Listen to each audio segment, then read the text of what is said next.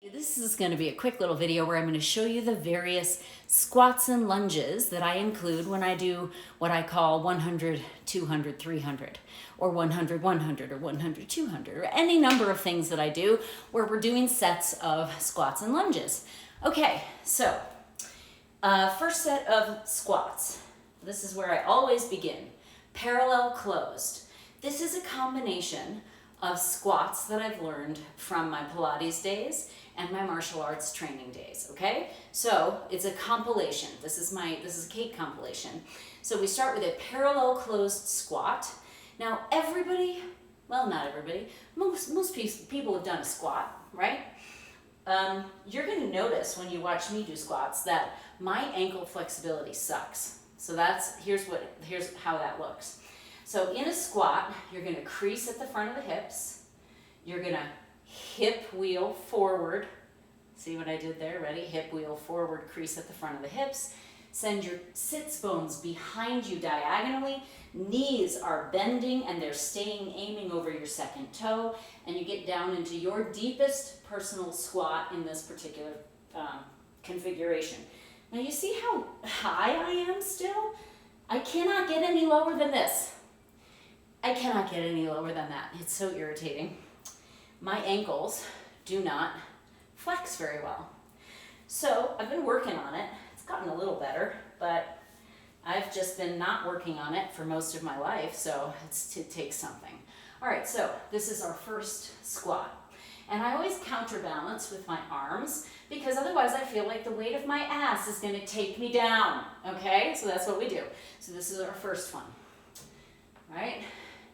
And as you come up, think about lifting up, thinking about lifting with your bungee cord suspenders, right? So again, creasing at the hips, hip wheel forward, lengthening out, flat back, none of this, flat back, strengthen your back, and diagonal sits bones down to the back diagonal, down to the floorboards behind you.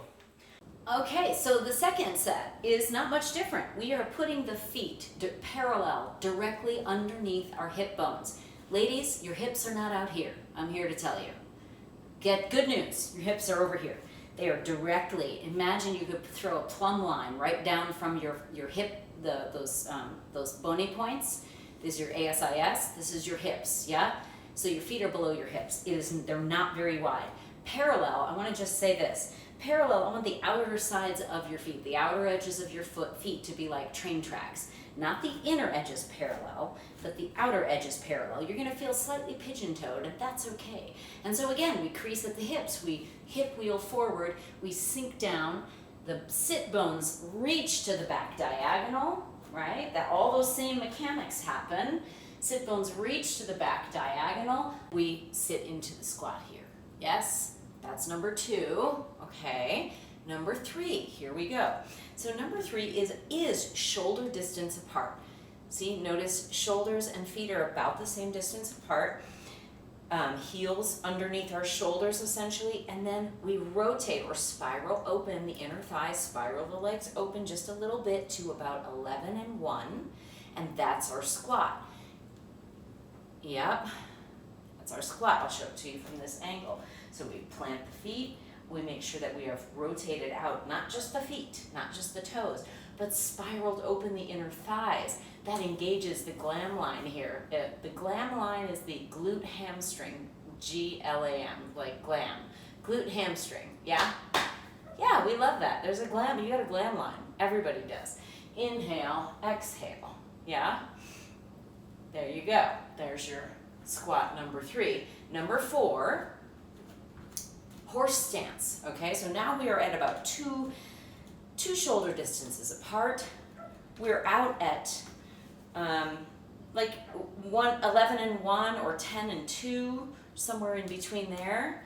Yeah, we're not all the way here. This is a plie. This is different. This is a plie. This is a horse. You see that?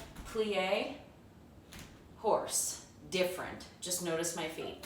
Plie is like wide, wide, wide, all the way out. Horse, 45 degrees, okay? So this is number 4, or the one I typically do 4th, and we're sitting into it. Yeah, it's a great one. I'll show it to you from this angle.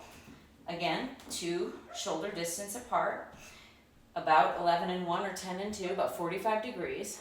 Sit. Shh. Stick the buns out a little bit, but we're not looking for like a deep reach and folding forward. We're definitely not looking for this.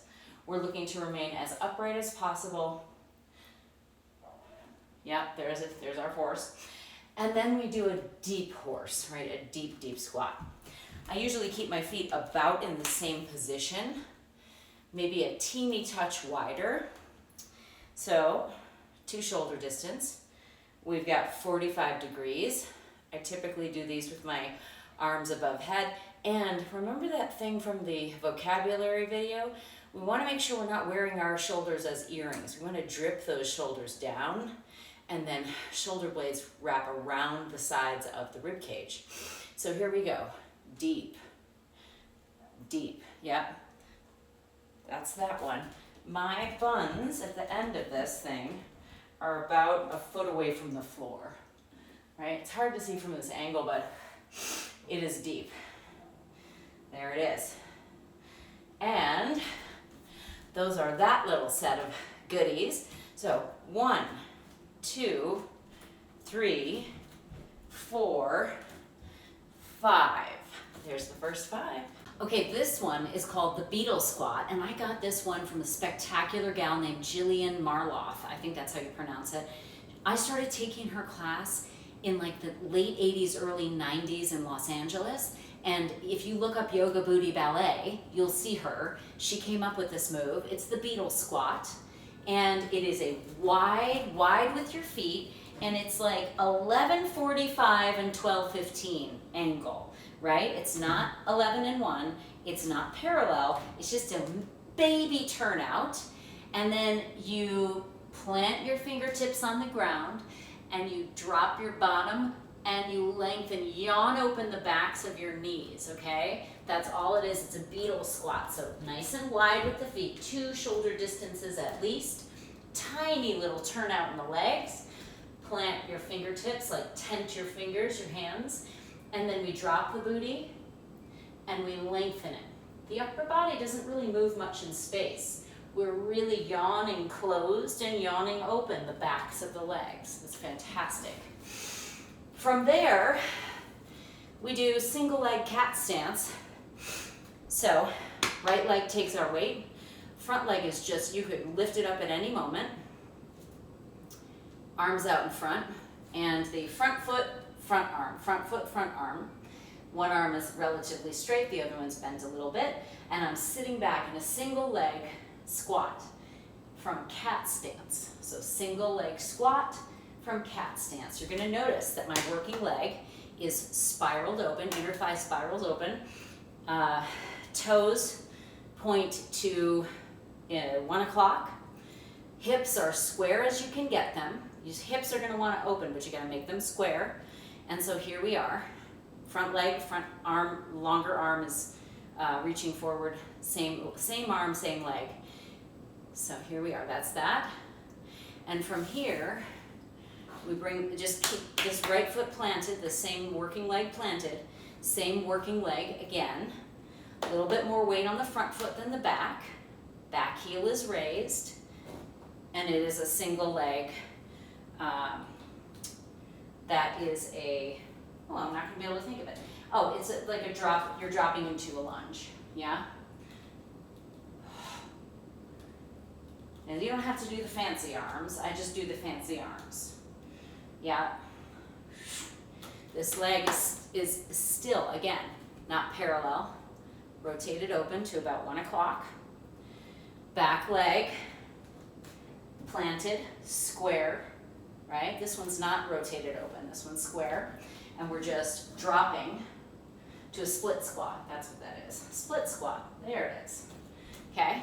We do that on one leg, then we do it on the other leg. So that's what that looks like.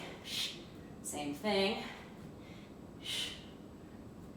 Yeah, you got that? One more view for funsies. One more. Yeah. And then we work our way into this split squat with a punch, right? So we've got those variations. Then I like to do a little hamstring curl for funsies. So legs are flush with one another. Working leg is bending, standing leg is solid, right? And we're trying to aim to get the knees flush with one another. Your knee's going to want to creep forward. Instead, I want you to think about yawning open at the front of your hips. Yawn open at the front of your hips, right? Yawn. So this is open here. And from here, we tighten that hamstring, we curl it like we're doing a bicep curl, only it's a hamstring curl. Then we hold at the top and pulse it straight back like you're trying to put your heel on the wall behind you. That lights it right up. We do that both sides. Hamstring curl. See, my knee wants to come forward, so I have to think about yawning open the front of my hip. Here we are. And then we do that little pulse. You can do a single leg lunge. Drop, drop, yes, from the side. You're dropping back. Yeah, it's a single leg squat or single leg lunge. Yeah, can do that. You can do single leg jumping. So, shock absorb when you get down, and then you cross. Yeah, okay. Then you can get, this is usually my last set, super wide, stupid wide, three or more shoulder distances apart. Arms up is how I like to do it. You can also do it touching the floor or a chair for stability. And you shuttle side to side. Shuttle side to side, staying very low. Okay? Sometimes I also will do like a moving single leg. Remember that single leg squat we did in cat stance? Same idea. Step behind, squat, step behind, step behind, step behind. Sometimes I call this crisscross or side side. Yeah. Forward. Yeah, from the side I'll show it to you. Forward. Forward. Yeah. So sometimes I like to add a little flair, just because that's how I am. And then back. Back. Back. Taking our time, looking for right angle, right angle, right angles, yes? So if you were doing, it's essentially you're walking your way into a split squat. So those are all my goodies. Whew, those are all my squats. Squats and lunges and good stuff. Next up, ooh, there's so much more. Can't wait. Maybe some core.